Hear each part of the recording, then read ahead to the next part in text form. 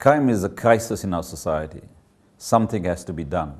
My name is Tony Ehrenreich. I'm the Secretary of CUSATO, and today I'd like to talk to you about what it is that afflicts our communities and how we should be looking to dealing with that. We know that the cornerstone of building any vibrant society is communities where people come together, they share common experiences, they share a common value system, and they know that their solidarity is absolutely essential to respond to the challenges that exist.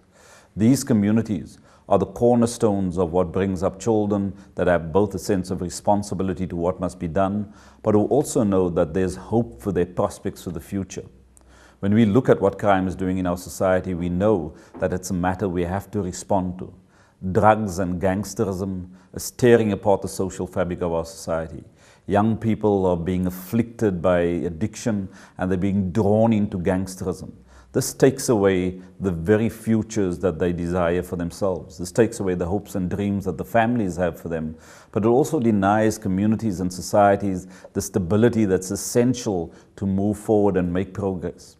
After decades of apartheid, we have to take the lessons that we learned in fighting apartheid and apply that in restoring our communities, in making sure we build an environment that's safe, that's secure, and where our women and children are safe in the way that they go about conducting their lives. What do we need to do?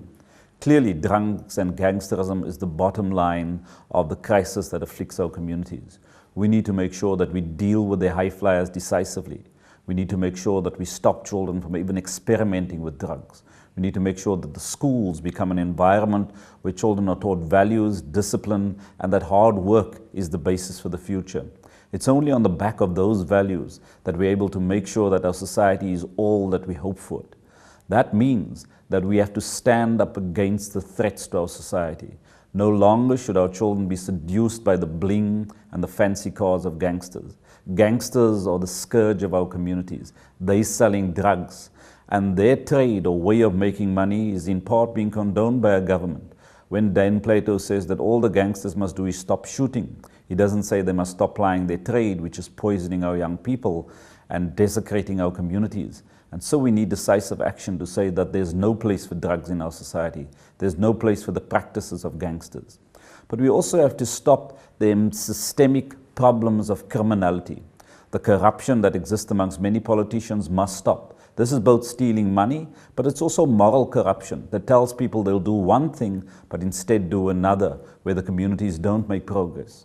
We've got to identify the private sector, the collusion around bread prices, the collusion around the stadium prices, because all of that corruption, that stealing of money, that technical instability, that causes a circumstance where we steal money from poor people and there's less money to spend on other areas. We are the only people that we've been hoping for. Our future lies in our hands. We've got to take decisive ownership from that. We've got to come together and respond to that. Because the response to criminality is much more than just a policing issue. So the quibbling between the Metro Police and the South African Police Services is not what we should be focusing on. We should be uniting all of the agencies of state, whether it's national, provincial, or local government. We should be bringing PAGAT, the community policing forums, the trade unions, the business sector together so that we develop a plan that addresses this crisis. Because it's only when we're united that we'll be successful. It's only when we act in unison that we'll be able to stop the scourge.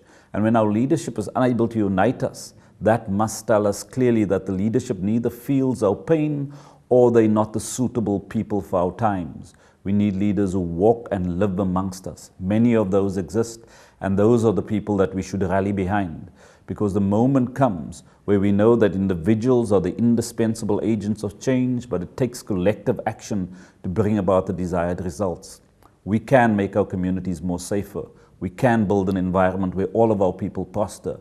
We must do this together because the future of our communities, the future of our families, the future of our kids depends on our actions today. Stand up, do something different. Let's restore hope to our communities.